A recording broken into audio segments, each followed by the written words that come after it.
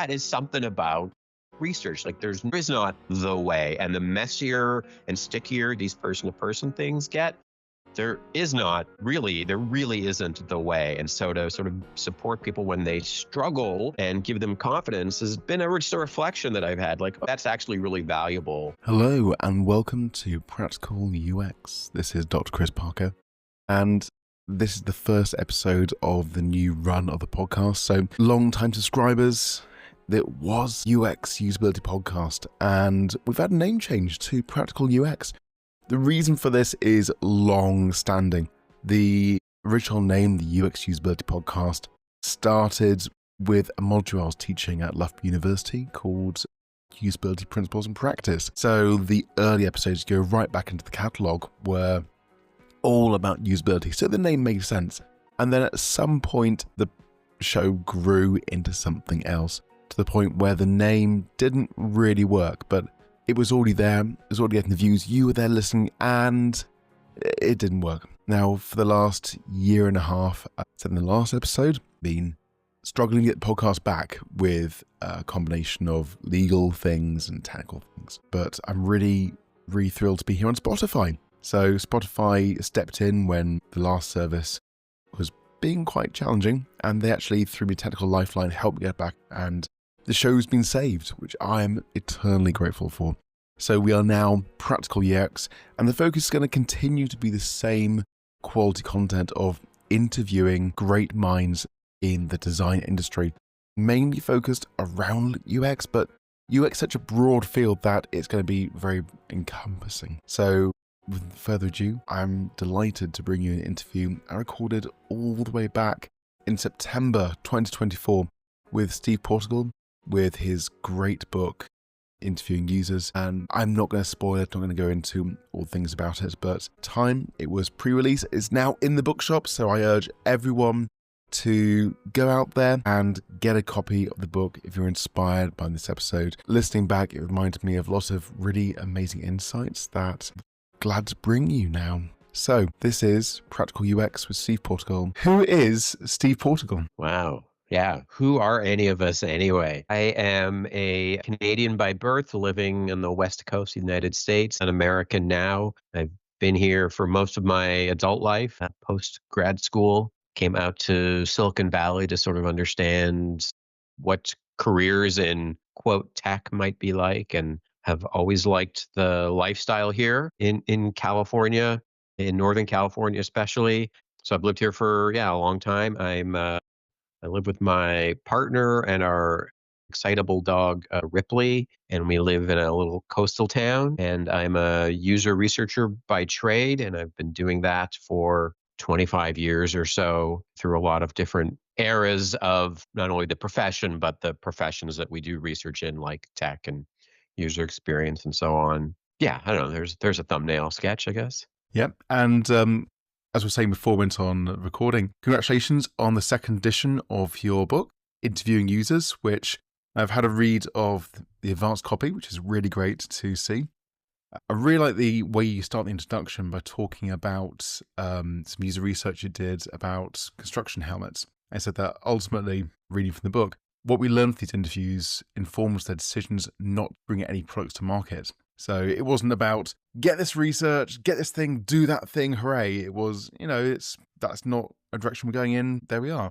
And I think that's a really interesting take. So to you, what is user research about? We're trying to understand something that's not well understood in a new way, in a fresh way. It's about people and how they think about things and do things, people that might use something that we make or might not use something that we make or do, or, or somehow consume something that we are producing, putting out in the world. So trying to understand something in some way, lots of options, I'm using vague language to keep our options open.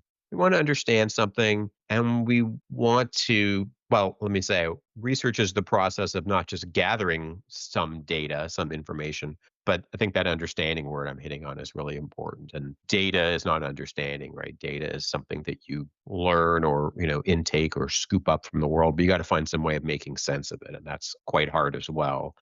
And then we got to do something with it. We have to to shape the information in a way that it can be used by people to, yeah, inform their decisions to take action or not take action. So that's a very rambly narrative here, but I think if I can recap myself, understand something new, that means making sense of data and turning it into some form that facilitates some kind of decision making about what we will or won't put out into the world as, product, service, branding, messaging, any kind of thing that we can do that people can experience or consume. So, understanding people's experiences and how we consume products is something which I remember doing a lot of during my PhD. That was about 12 years ago now. Starting to feel a bit old. And your first book came out about 10 years ago. So, at the time, we had information about doing good user research. So, what led you to write the first edition of the book? There was no book about user research. There were, books from social science, from academia.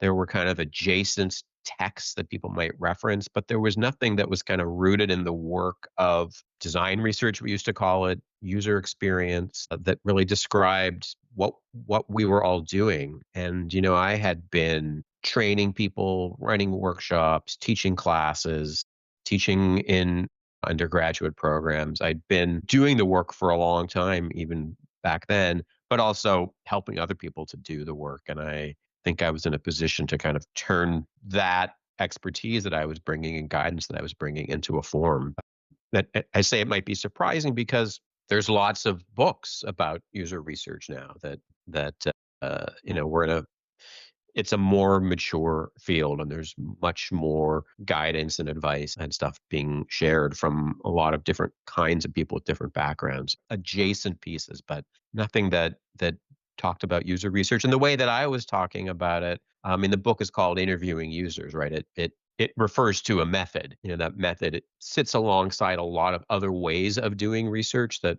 we can call interviews or not. And I'm not precious about what we even mean by that, but obviously, there were books about doing usability testing. I think the specific lens I was looking at it through was not well covered in an accessible book for people working in the field at that point. And you say in your introduction that over the last 10 years, the profession has cultivated an entire discipline focused on the operations of users. So we've seen changes. How has the field changed? I mean, it's progressed, it's evolved, it's grown. I think there's many more people in the field that were they have access to learning about user research in undergraduate programs.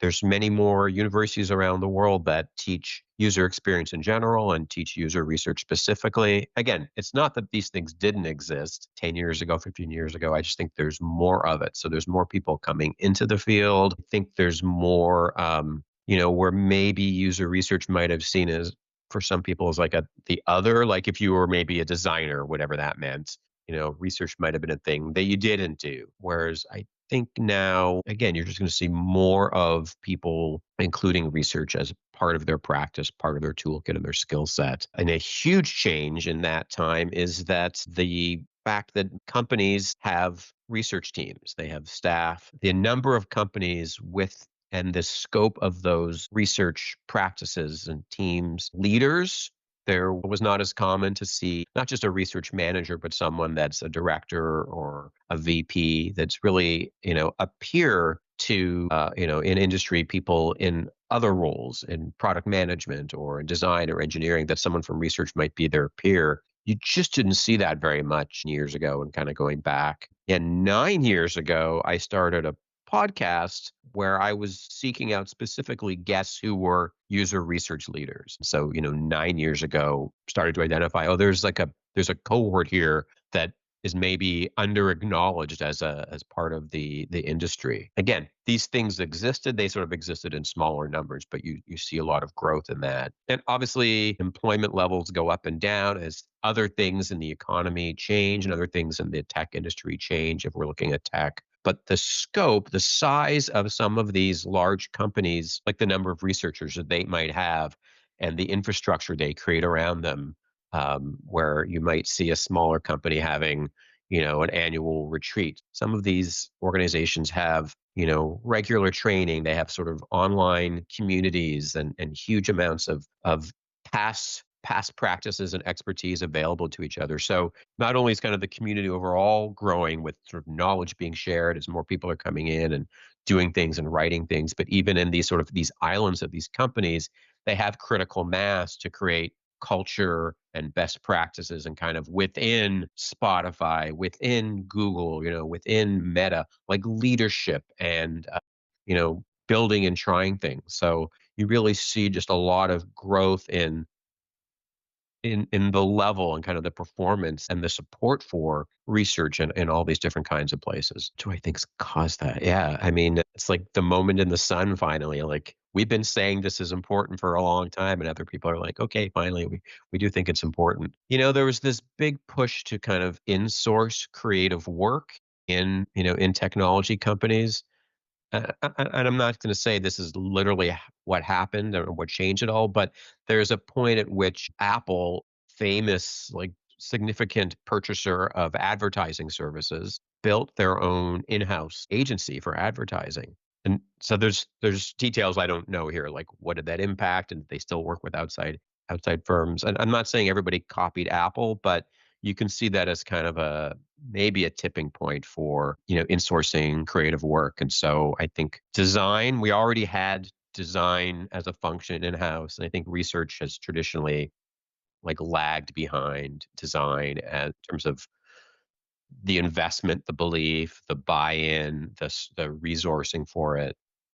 So I think those kinds of moves were maybe paving the way or creating the conditions for, well, we research as part of what we do. You bring a top leader of design, like maybe a traditional old school kind of designer with a lot of years under their belts to lead design. At some point they're going to say, like, okay, research is a component of that. We need to do that, and so we need to build it into our process, build it into our teams, our reporting structure. So I think that insourcing is following sort of other insourcing, other leadership. And right as we spend money on design, as it becomes seen as a key tool to like good products, innovative products, things that are new, things that are usable, research increasingly becomes understood as a key component of that. So industry has woken up. They're doing a lot more user research at high levels, getting broad acknowledgement. Higher education is doing a lot more of it. What has been the impact of doing better user research? Is there anything you point to and say this is a trend of actual outputs we can see across the industry? And I'm thinking that because when I think about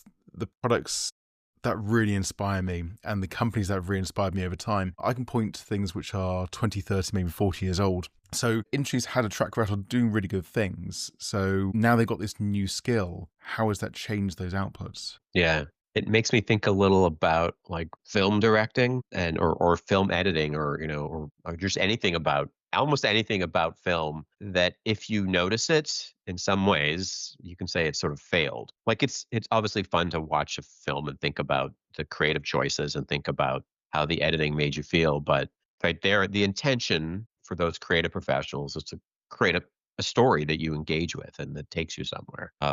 And I don't know, research is not, it's harder to point to research and say, oh, like you can't necessarily consume a product and say, oh, the research was really good on this. You might be able to point to the design or point to, a mental model of how it thinks you're working and how you want to work. Can we ascribe that to research? Can we ascribe it to design? And it's harder to kind of point to those incomes. There's a good Freudian slip.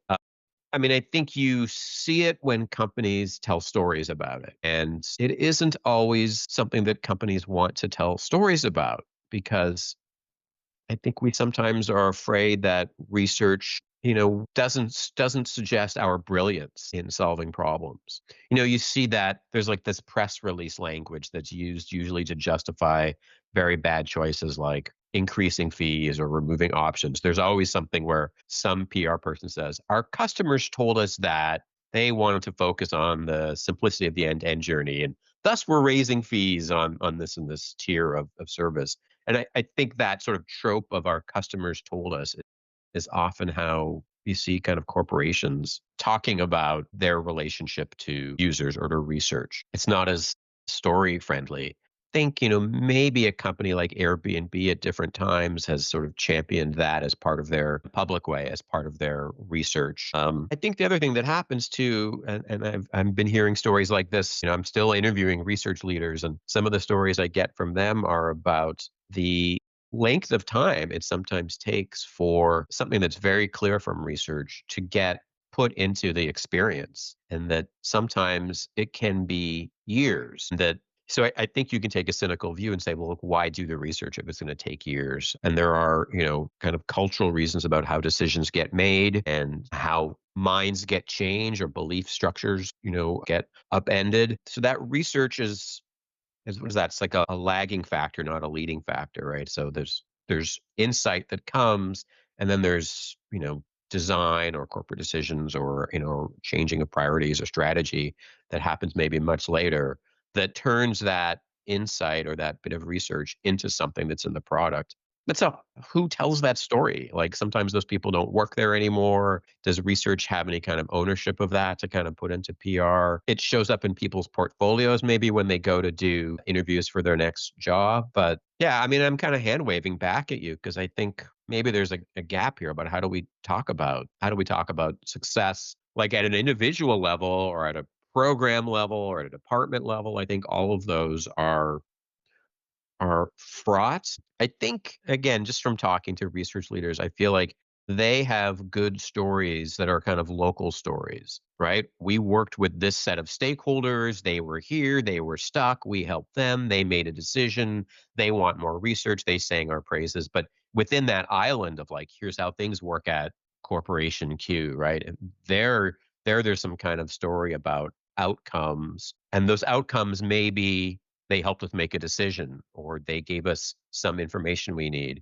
and less so about, hey, everybody, I'm going to stand on a TED stage and show you this artifact and tell you the insight that kind of led to this artifact being the way that it is. So what you're saying reminds me of, I think it's Don Rumsfeld, who said, you go to war with the army you've got, not the army you want. Over this Easter, I was in Ireland at the Transport Research Arena conference, which was absolutely mind-blowing. I've never been to a conference so large and so amazingly organised. Everyone's talking about sustainability. Every single booth, every platform, every guest speaker, head of Google developments there talking about what they've done with sustainability. It was really in the zeitgeist. And then you're going, right, so what are you guys doing? So head of Irish Transport, Irish Rail, what are you doing? And you go, well, we know where we want to go to. We know these stories from people and how people want to feel. But we've only got these resources and we can't achieve all of that now. So what we're going to try and do is do this, and maybe in the future we can achieve that. But it's long-term thinking. They can't just snap their fingers and have it done. So that might just be part of the reason why having an insight isn't enough. It's also that buy-in from management at the top has to be there to see that through. Yes, long-term thinking right. And the way that some organizations work is short-term. That's how the money stuff works, I guess, right? If you follow the money, it is short-term, and people's incentives are short-term and their review cycles are short-term. And yeah, I'm not a funding person, but right, what are funding cycles or stock kind of things and banking things, when those are short term, the people that are the long term people are, they need to be protected or given some kind of support for that. Or yeah, you have these gaps like you're seeing with the rail, right? And maybe that seems like infrastructure is more of a longer term industry, but right, if they're using the language of immediacy and yet they're taking a longer term action on it, it's hard to. You didn't say this, but I might have felt a little cynical about that. Like, well, what are you doing now while we're figuring out how to make a plan? Yeah, there is a bit of that cynical nature in that. Say, for example, we think about accessibility in public transport. That was something I did part of my PhD on a good 12 years ago. It's simple. We can solve this. This is really achievable. And then you look at what's being built, what's being pushed out. It's always that accessibility is the second or third or fourth or fifth concern. And we don't have time or money for it now, but maybe in the future we'll get there. Huge cities like London, you might be all right, but outside that, it's not there. And you think, well, why? Why don't we have the standard bus is wheelchair accessible in a really friendly way across the Western world. And I think it's our incentives. But Steve, let's talk about you. And I know from your LinkedIn, you say that you work with organizations in two key ways to uncover key insights about users and customers, to help drive decisions about products, service technologies, and strategies, and work with leaders to build mature user research practices. So you spoke a bit about this already, and I'm sure people can go on YouTube and look at videos and things after podcast. But I want to go back to where you started. So you said you were originally Canadian and you moved down to the States to do your grad school. So how did you get started along this path? Right. How did I even discover that user research was a thing? I mean, because it really wasn't a thing. And so when I was an undergraduate, I was a computer science person, and computers, I don't know what it's like now. Computer science, where I studied at University of Toronto, was heavily theoretical and very little applied. I mean, so you were doing far more abstract algebra than you were doing, or kind of coding, like theories of, I don't even know what they were theories of, computability, I guess, theories of computability, and a lot less kind of coding. So you don't come out of there as a computer engineer, like someone that can, build software in a software development environment. So I really was a little stuck. Like I didn't know what I was going to do with this degree as I was kind of coming to the end of it. And I ended up finding this class in human computer interaction that seemed very interesting, not a phrase I'd ever heard before. And I remember, I don't know, it must have been second or third lecture. Uh, Marilyn Tremaine, who's kind of I think still a legend in the world of Kai, is giving this lecture, and she's talking to us about like design overall and starting to describe ways that we interact with the built environment, like stairs and revolving doors, and is starting to describe things like, handrail placement and height and whatever those strips are at the front of steps. I don't know if they're called like toe strips or something like that, or how which way to push a revolving door. Don Norman ended up writing about this. I think this might have been before Don Norman's book came out, or maybe around the same time. And Professor Tremaine says if the person can't figure out which way to go through a revolving door, that's the fault of the person that created that door. And like that was a moment in my maturity as a human being, I guess. Right, I was a kid at that point. I'd never heard that idea before. I was kind of a cocky young man. And I liked computers. Well, that whole culture was about judging other people that were sort of too inexperienced, didn't know what you knew, and even extending that to revolving doors. Look at that loser doesn't know which way to go in, and the fact that you could flip it around entirely and assign agency to the creator to create a positive outcome for somebody about a very simple task was extremely eye-opening for me. And so we didn't have the phrase user experience back then. This was before the web. And we weren't really talking about user research. Oh, in that class, we ended up like building something and giving it to people to test and see how they used it and see what assumptions we had. So it started to plant some seeds in my head that there were kind of methods and ways of learning from people about was the thing that you were making, usable, for lack of a better word, by them. And so I ended up getting a graduate degree in human computer interaction, and then, came to Silicon Valley after that. I'd had some internships and still didn't really understand what the field could be or what the work was, and struggled quite a bit to find a job. I was not a designer. I was not a coder. I was not a usability tester. I had sort of foundational, I guess I didn't have foundational skills. I had some interest, but I didn't sort of fit into the way that work was being done. And again, very immature period of time here. There weren't job listings for any of these things. Most companies weren't doing anything like this. But I ended up meeting some people at a design agency, and we had this really lovely meeting of the minds about, as consultants, sort of how do you help companies think about bringing information to them to help them bring products to the world that create a different kind of experience. And I didn't really know what that meant. I didn't have a practice or discipline myself, but I guess I found a place to that would sort of help me develop some skills and talents. And it's not like there was anyone there who was a trained user researcher. It was still an emergent practice that we were trying to figure out what to do, how to do it, how to sell it, how to describe it, how to price it, anything, just to kind of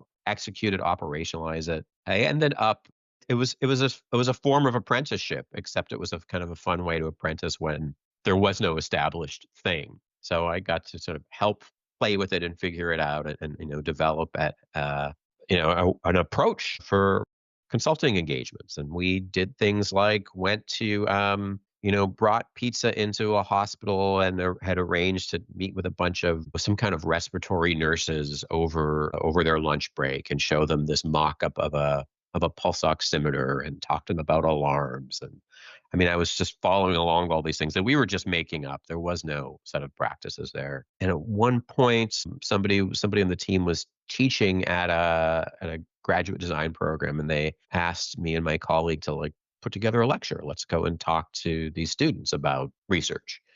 And like, what a cool moment. You sort of have to codify something that you're doing that you're still kind of messing around with, but codify it enough to explain it to other people. And you have like a document that describes your work, and it starts to feel like, oh, we actually have some process here, some kind of sophistication here. Um, yeah, I mean, without sort of going into my entire life story, I think that's where it started to become a thing for me. Oh, this is work that we can do that has an approach that suits me and how I think about the world, and we can bring value to this kind of work that we're doing, and people are paying us for it. Like it's sort of a valid, it's a skill set, and it's a service as well. I want to go back to something you said a second ago. So obviously you were working as a professional, getting paid professional wage. You were doing the job. And you said that there was no, what's the words you use? Formal methodology, a formal way of doing it. You were making it up as you went Yeah. along. So one thing I found when I'm teaching user research and UX design at master's level is lots of students coming for the way, looking for the gold enshrined, given from heaven way that they want to learn that is the correct way. And that's very different to what you said. Career, how important has it been to have the way, the right way? And how important has it been to be more flexible, go with the flow, and create things as you go? Yeah, I think when there was no way at all that was not us excelling. That was us kind of fumbling. Like, I don't think it was not replicable. It was not, you couldn't scope it. We couldn't bring new people into the work very easily. I think we executed probably at different levels of things. So like analysis and synthesis was really sitting and talking about stuff like that. And that is an element of how you make sense of things, but there's also a discipline there. So I think I've really benefited from, yeah, figuring out what is the way, right? I mean, I've benefited because I've, hired people at different times, or I've, worked with different kinds of teams where I'm bringing my process into them or they're bringing theirs into me. And so I think it's not the way, it's a way. And I think what you learn with experience is, let's say you want to talk about how you're going to do analysis and synthesis. And somebody's way is that they use pink Post-it notes to write a 5-word title of a theme. And somebody else's way is they like type it up and they print it out and they stick it to the wall. Or they, of course, now it's the mural or something, or what have you, right? Those are the same, right? The kind of externalities are not a meaningful difference in the way, but the way is, doing research, having some kind of quick reflections, going back into what was actually captured, pulling out key points, like that's called tagging. That has a If I had gone through social science, I would have known way back when that was part of the method. That's called tagging, and there's been software forever that supports tagging. In my agency, we were mostly not social scientists, and so we didn't have methods. Although when they brought social scientists in, they were kind of like, "What the heck are you guys doing? Like, there's a way to do this," and we were not interested. So, I really love when I work with other people because you get to see what's the way for them. What are their defaults and what are their best practices? And sometimes I get to say like, oh, let's try that. And I don't even mean what color or the post-it notes, but we're going to do this first or that first. And then you get like what color are the post-it notes are these little life hacks. Like, oh, it's so much easier if you start off and just put these all in one column in a spreadsheet. Because then when we come back to it after, like, oh, we don't have to kind of scour around for it. Those little life hack things are not the way. So I don't know. It's fun to meet fellow travelers who you have a lot of commonality with, and then just see what people's individual tweaks are. Yeah, I probably drifted from your original question, but I don't know, to try to characterize that there's not one way, but there is definitely a thread that kind of binds us together that's pretty consistent, I think. Yeah, that reminds me of when I'm doing any interdisciplinary research. So I'm working with social scientists or geographers or engineers or architects, and I'll say something which me is very run of the mill. Like in my school, it's like saying it's Thursday. It's just that's what you think, and yet the response is like, "Oh, really?" And then similarly, you're learning from them and learning new ways of thinking, new ways of applying. You realise that you got a whole workforce in a university who are highly trained, highly intelligent, highly professional, and they have such universes apart of ways of working. I think actually, in some ways, we're probably very naive in thinking that we are great at what we're doing, and come back in 50 years' time, maybe we'll have completely absorbed whole new ways of working. So the future's such a undefined territory. Speaking of which, what is the best part of your career so far? How does part of my career sorry, I'm gonna just state the question back because I had to think about how to answer that. Right, I definitely struggle with, like, what's the one whatever, what is the proudest part? I mean, I like the word part because there's been so many moments where I feel grateful or proud. I don't know, I guess grateful is a good thing for me. I think, every year or every couple of years brings some other moment of, wow, I'm here with these people and we're doing this work, or I'm invited to speak in this environment, or I'm given some honor. I think let's try take two on that part here. I think of the kinds of moments that make me feel good and proud because again, I think you kind of got at this. I work in a couple of different ways, and one is like the work. It's what I do with clients and the stuff that I get paid for. But I've also chosen a career path that is public, right? I'm a guest on a podcast today. I've written books, I've spoken at conferences, and so I do things that are about my interest and passion for the field, for what I think of as the professional community. Um, and that kind of work, although that's not my paid work, that's kind of my community work, it's my learning, it's my marketing, whatever. It's all those things. I do get those moments, I guess, regularly where someone gives me feedback and just shares some way that something that I did was meaningful to them.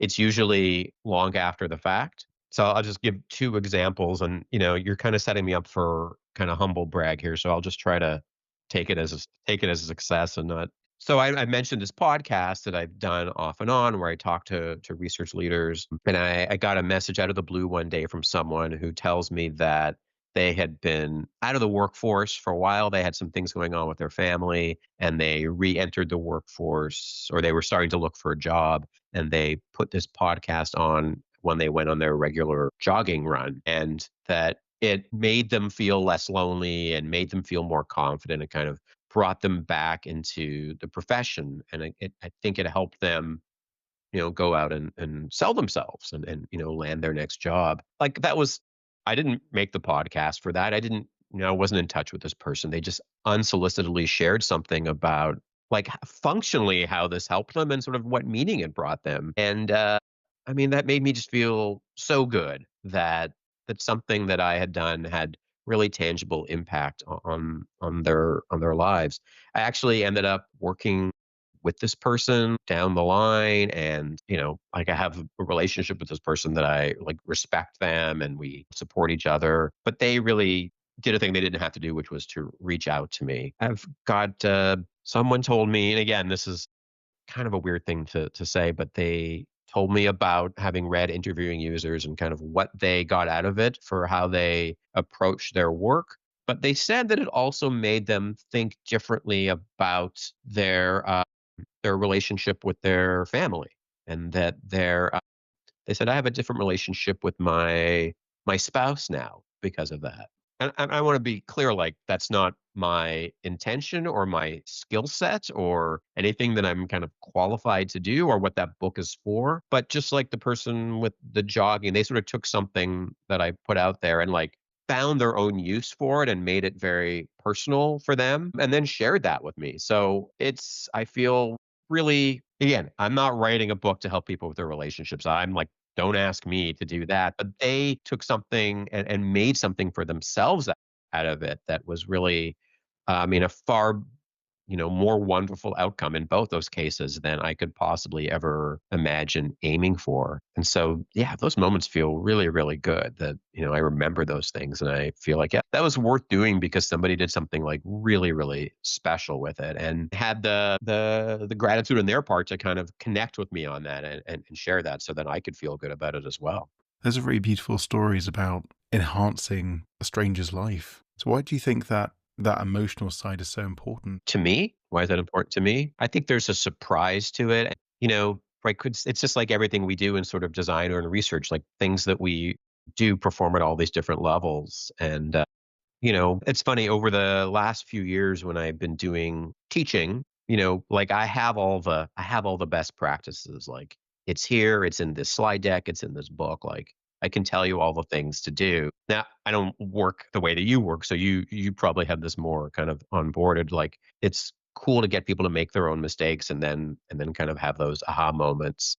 And over the years as I've matured as yeah, I guess as a human or as a professional who helps other people, like you realize, oh yeah, you got to give people you giving them the learning opportunities, not the data, not the information. You're not cramming knowledge in somebody's head. You're kind of create an experience for them. I think because research is so fraught with these interesting person to person challenges. I get a lot of questions in some of these sessions where what my response is to give the person confidence. So someone tells me like, "Oh, I had this interview and the person was crying. I didn't know what to do and I felt terrible. And so I did this and I did this, but I didn't know."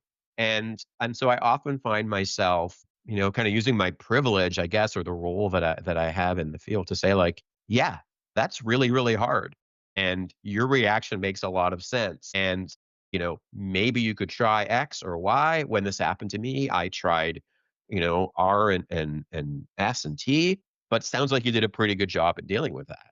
And so I find myself like giving people confidence, even though I think, for much of my career, I might have, again, this is sort of a cocky young man thing that, I've certainly outgrown age wise like that I'm some kind of arbiter of best practices. I mean, I'm a documenter and a communicator and an advocate for those best practices, but that doesn't have to manifest in like judging people. It actually can manifest in giving them confidence. And it's not like it's not I don't want this to sound inauthentic. Like, person tells me the story about not knowing what to do when someone cries. Yes, you're right. I don't know what to do. And, your thought process is exactly right. And that is something about research. Like there is not the way. And the messier and stickier these person to person things get, there really isn't the way. And so to sort of support people when they struggle and give them confidence has been just a reflection that I've had. Like, oh, that's that's actually really valuable to do that. Like, I can help people be better researchers by affirming the difficult choices they are making. And it's a long way to answer your question, but I have found that those interactions very satisfying because they are on an emotional level. Like it's great when you teach somebody, some tactic for, asking a shorter question, not asking a run-on question. Hey, don't put the answers in the question itself.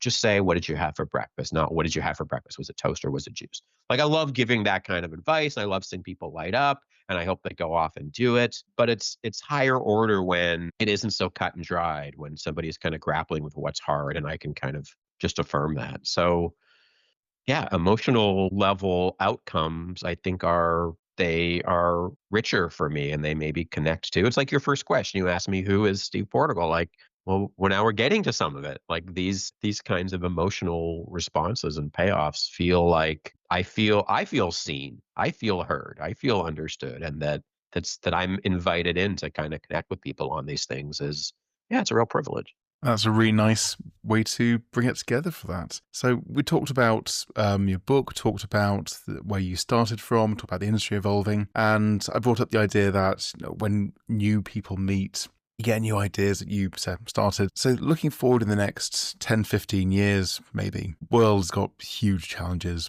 always, and it all seems to get stressful. What do you think the future has for the field? Yeah, I was just at this, joined a bunch of people who were doing this volunteer kind of research and design effort, and we were looking at the experience of families that go through pediatric cancer. And so, right, there's a lot of medical stuff there, but there's not really. If I had to call this something, I might have called it service design. But we were just doing research, and the organizers did an amazing job at pulling in other people that would call themselves researchers that weren't UXers. So there were people kind of from the marketing agency world. And I can't even sort of tell you what types they were, but they were wonderful and smart and different. It goes back to our thing about working with geologists and different kinds of people. It was really, really great. But if I were to look at how many LinkedIn connections I had with some of these people, it was more like five. And, I feel like people that are more in the UX researcher tribe, for lack of a better word, I have like 200, 300 common connections. So these folks were out there doing similar work, using different labels. They didn't know about interviewing users as this. In some quarters, that's a classic text, and they didn't know about that. They didn't recognize my name.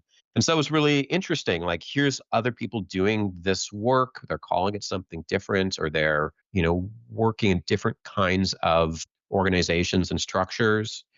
And so as far as we've gone, as much as we've grown and how much acceptance there is and insourcing and leaders and so on, there's still these islands. Like UX research is kind of an island. And that seems like a shame that we all don't know each other and can learn from each other and contribute to the same kinds of outcomes together. So I think that's something that could change. And I think right now you see this in organizations like, what's the reporting structure? Does market research report to the same place that user research does?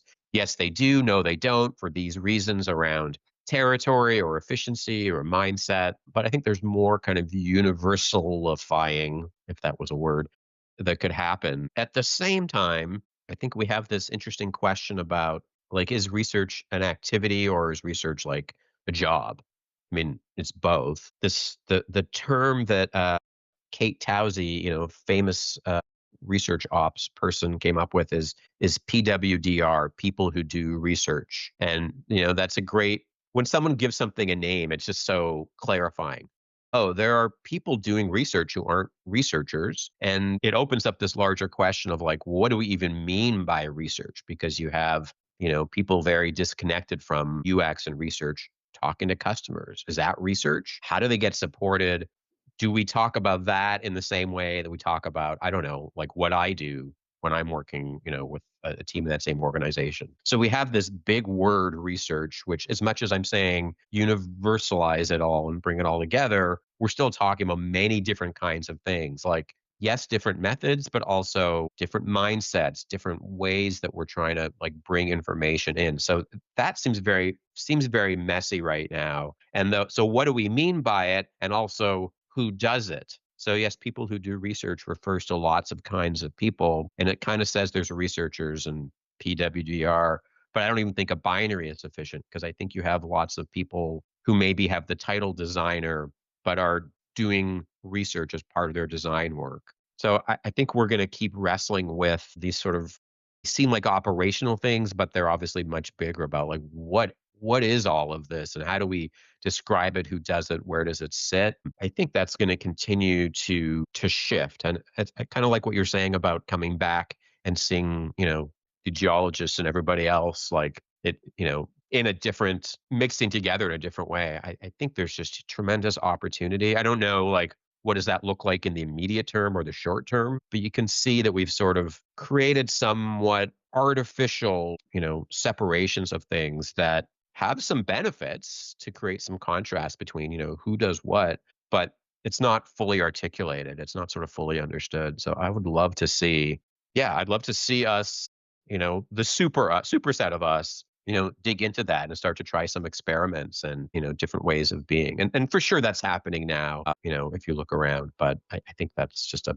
big area of growth that we're going to see some new stuff happening. And I don't know where it's going to take us. Exciting world. Steve, it's been an absolute pleasure talking to you for the last 50 minutes or so. And my final question for you is, what do you think would make the world? I think the world could be a better place if we could listen to ourselves a little better. I mean, I think there are all these higher order things that affords. Compassion for others and, acting with kindness are obviously huge, but I think sometimes we're blocked by not having insight about ourselves or not hearing our own fears, discomfort, uncertainties. And often the ways that we act out we imagine we're acting out in response to somebody else. They said this, they did this, they looked this way, they needed this, they were giving me this kind of look. But that's almost always about ourselves and our own uncertainty, our own needs.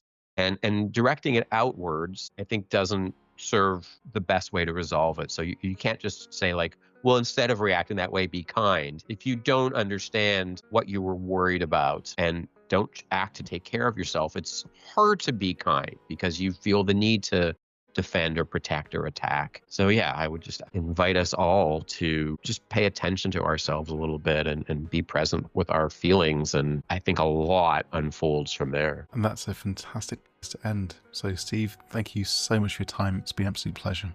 It's great to talk with you, Chris. Thank you so much for this.